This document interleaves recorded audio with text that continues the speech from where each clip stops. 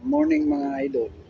Pagpatuloy natin ang 11G o number 8. Huwag na natin patagalin kasi medyo maliwanag na at malapit na tayo mag-out sa ating trabaho, sa ating duty. So, ito na yung 11G o number 8. To sound or call this alert in case of the or disorder.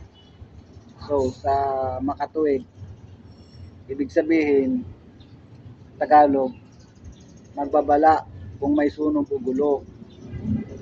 Halimbawa, tulad dito, binabantayan ko. Halimbawa, may sunog. Magbabala ako dyan sa mga empleyado. Kung may sunog, i-guide ko sila palabas para makalabas na hindi sila matrap. Magbabala tayo, kasama na rin yung kaligtasan nila. Diba? Yan ang gusto iparating ng number 8. Diba? Halimbawa, o gulo. Halimbawa, dito sa labas, may gulo. May kagulo dito. Siyempre, magbabala tayo sa loob na may gulo doon. Halimbawa, may away doon. O ganito, ganon. Halimbawa, lalabas. Tulad noon, nagkasunog dito.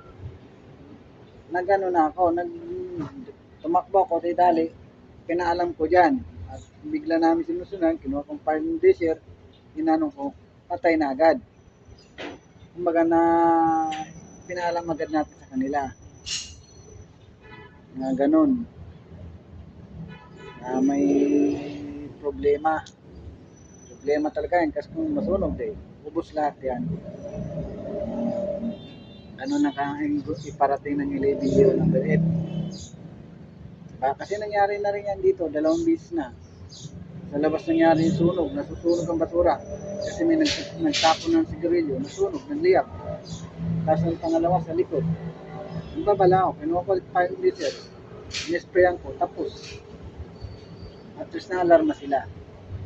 Diba? Alam nila. Ginawa ko ng report na gano'n nangyari. O, na gano'n ang ibig iparating ng 11G o number 8, mga kaibigan. Thank you sa inyong lahat at shout out din sa inyong lahat. Maraming salamat sa panonood.